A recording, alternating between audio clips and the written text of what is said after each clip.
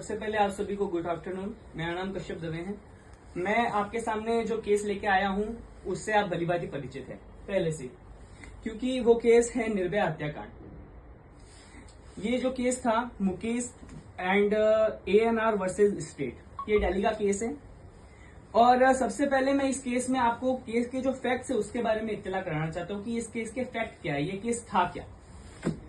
16 दिसंबर 2012 की रात को एक छात्रा जो 23 वर्षीय थी, जिसका नाम निर्भया था, अपने मित्रों के साथ बस से वापस घर आ रही थी। तो बस में मौजूदा 6 आरोपी, इस बात पे मैं ध्यान आकर्षित करना चाहता हूँ कितने आरोपी थे कि 6 आरोपी थे। तो उन्होंने सामूहिक रूप से मिलकर इसके साथ बलात्कार किया, अत्यंत ही क्रूर और शारीरिक हिंसा की और लोहे की रॉड से बर्बर इस पे हमला किया गया।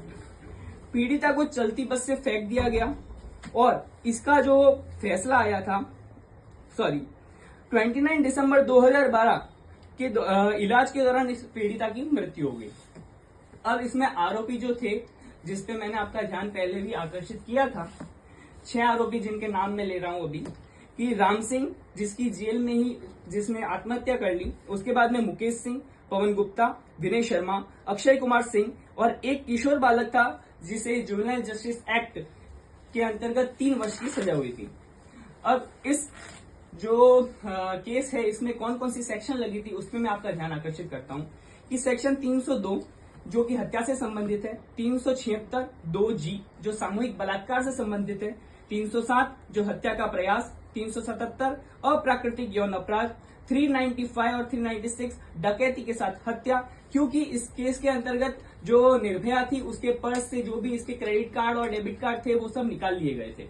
इसके बाद में 201 साक्ष्य को मिटाने का प्रयास किया गया और 34 समान उद्देश्य, क्या क्योंकि 6 लोग थे तो 6 लोगों ने समान उद्देश्य उसका बलात्कार करना और उसके साथ ही जो डकैती करना ये उसका सामान्य उद्देश्य था। इस कारण से ये अपराध किया गया। ये जब केस ट्रायल कोर्ट में चला 2013 में, तब 4 वयस्क जो आरोपी थे उनको फांसी की सजा दे दी गई और किशोर आरोपी था जिसको 3 वर्ष की सजा दी गई।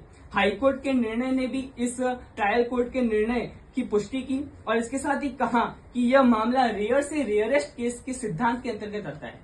This is most important fact of this case. ठीक है, तो सुप्रीम कोर्ट का अंतिम निर्णय जो आया इसमें कानूनी प्रश्न था कि क्या यह केस